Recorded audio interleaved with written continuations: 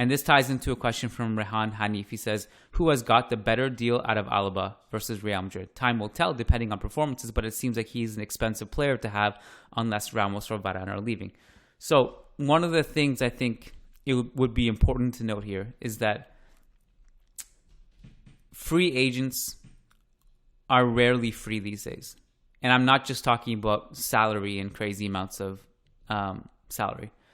I'm also talking about signing fees. I'm talking about agent fees. And usually you won't see those fees if it's a player maybe who's not a huge brand. Alaba fits in the big name category, and it's reported that his father, and his agent will get 20 million euros. And that's not uncommon in this day and age. I mean, really, when you're talking about the powerhouses, the powerhouse agents, they're all going to demand a fee, even if it's a free agent where there's no transfer fee. So these players are rarely actually quote-unquote free. With the salary, I think, the salary becomes an issue in the sense that you don't want a situation 3 to 4 to 5 years from now where you're running into a problem where you have with Gareth Bale and Eden Hazard. You have this immovable contract that you can't do anything with. No one wants to take that player on. He becomes a huge hindrance to your financial books, but also just handcuffs you to a deal that you just can't get out of, and you don't have the flexibility to move out of it. And that's not something we've enjoyed with Gareth Bale and Eden Hazard, those two. It's just you don't want too many of those players on the books. The other thing I would see is that if there's a trouble arising is that Alaba is going to be making around 12 million per year. He's the same age as Varane. Rafael Varane is one of the greatest defenders in club history. And this guy just walks in and from day one, he's earning more than Varane is. And much more, I mean.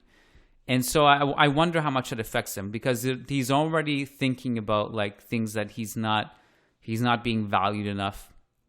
And this won't really put Real Madrid in a better light in his eyes, I don't think. The one thing I would say with Real Madrid is the way they could pitch it to him is they could say, listen, bite the bullet now. Alaba can come in. If you can just wait one more year to have that contract extension, that improved offer, it allows us to bring in Alaba now. We secure defensive partners for you to stabilize the back line in the post-Ramos era if he doesn't end up taking the contract. And in 2022, we have a bunch of players coming off the books, including Marcelo, including Bale, including Isco, and we can give you a better contract offer. On the flip side, I'm not sure if that will necessarily motivate Varane, especially with Zidane gone. If he wants a new challenge that may not coax him enough. The other side of this is that maybe it does coax him and he does get an improved contract to match Alaba's salary. And all of a sudden you have another contract that you're going to be chaining yourself to.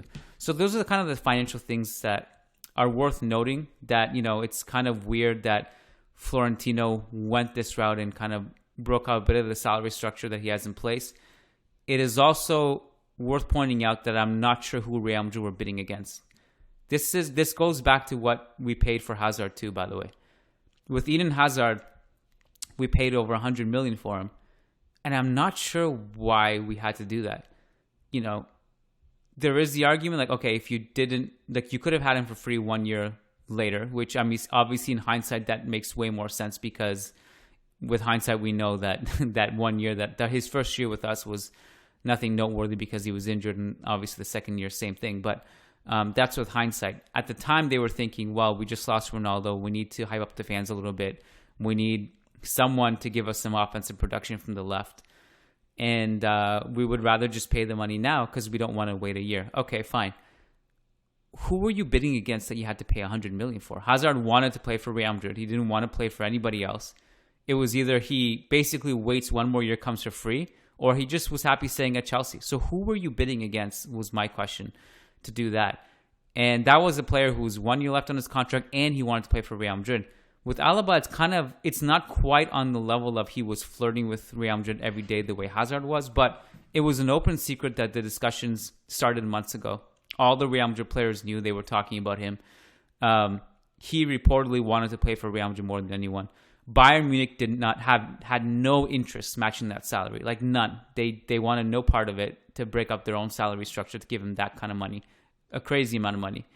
And I'm not sure many other teams would. And those who would or could have, it's not many of them on the open market would have been able to also offer him a role as well.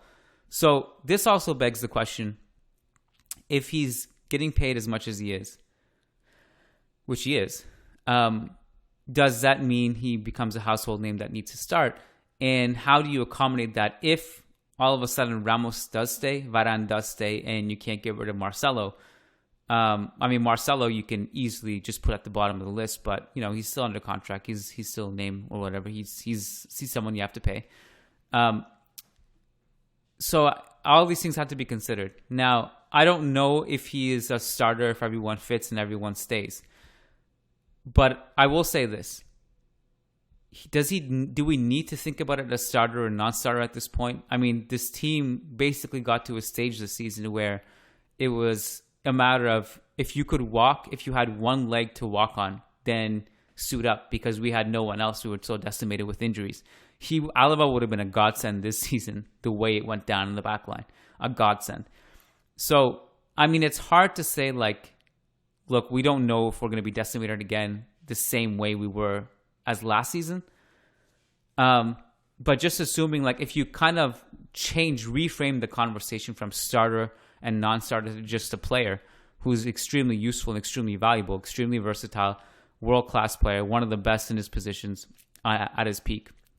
And again, even though a lot of people felt he had a down year this year, look at his numbers. I mean, he was still incredibly important from really the center back position mostly this season. I mean, he's still at an incredible level, and he's only 28. He's in his theoretical peak. So money aside, finances aside, salary aside,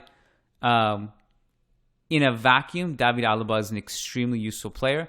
He raises your floor. To me, this is the way I worded it in my column. He's a floor raiser. He may not put you over the hump and immediately put you into European contention, obviously, but he raises your floor pretty much in any game he plays. He helps transition defense. He reads the game well. He's extremely press resistant. He's important in the build-up phase, and all of that is important. Let me circle back 1 second to the conversation about whether he'll play in midfield or not. I don't see him playing there much, but one of the ways I think he directly or indirectly helps the midfield is that he was part of the surge mid-decade, around 2014 or so, where Pep started to really experiment with inverted wingbacks. And Alaba was one of those pillars. And when he was playing left wingback, he would often drift central. And this is something that Zidane did with Mendy and Marcelo this season to help escape presses. He would basically tuck into midfield in a central presence and leave his left back post and provide a midfield outlet. So I think he can be extremely useful in that aspect. He might not play as a midfielder, but as an inverted fullback, he has more experience than Marcelo and Mendy playing that role.